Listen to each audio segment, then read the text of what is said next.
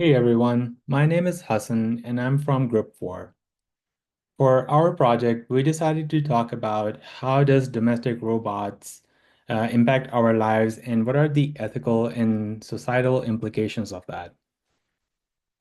So to start off with, the first thing I want to talk about is autonomy and paternalism. What is autonomy and what is paternalism?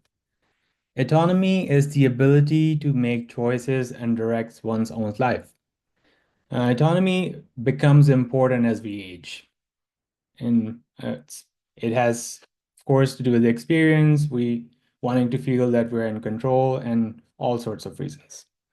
How can robots support autonomy? They can assist with our daily tasks such as dressing, bathing, and mobility. With the aging population, we do not have a lot of caretaker nurses. So, robots, domestic robots in particular, can really help in that area.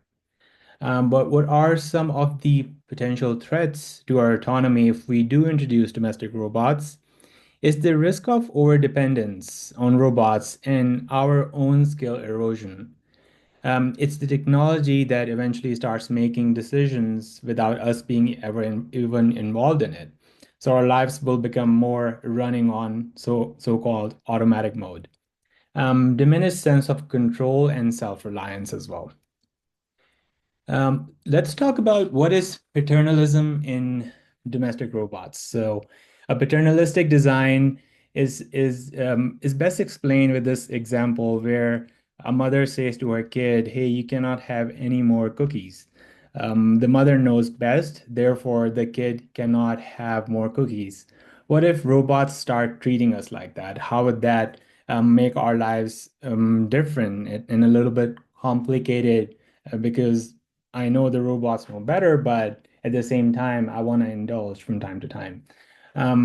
Robots can end up forcing actions or restricting behavior in the name of safety and health. One of the examples previously mentioned, so having wine or smoking, like if we know these things are bad, but how do we draw that line where robots do not always have to stop us from these habits? And then, of course, there's the age biases. The older we get, the more robots are going to treat us as not knowing what we're supposed to do. So there are some ethical concerns, such as it undermines dignity and self-determination, creates feelings of infantilization and disrespect, ignores that many older adults prefer autonomy, even with some risks. So, moving further with this dependency and loss of autonomy, the autonomy paradox. Technology intended to help can gradually erode self-reliance. Too much help phenomena, skills atrophy, as previously mentioned, and diminished confidence. Mechanisms of confidence include automatic prompting and assistance, discouraging self-initiation. So, the automatic mode I previously talked about. Users adapting to robots' limitation rather than vice versa. Technology potentially accelerating functional decline by reducing practice. If you're just sitting around all the time and not mowing our lawn or, doing the daily chores, we will atrophy faster. Solution designs adapt to systems that intervene only when necessary. So if I want to cut down a tree, a robot could help with that, but I would be involved in the process. I'm just thinking out loud. Features that encourage skill retention and user initiative, so that collaborative interaction with the robot will definitely help. And so with that, I just want to share my personal reflections. The thing that I'm most scared about is robots understand patterns or AI understand patterns better than humans do. Is because of how they consume the data, and we know all about that being in this AI program. What I do want to talk about is how if you have a domestic robot, right now we are afraid that Alexa can hear everything um, or Google Home can hear everything about what we are doing.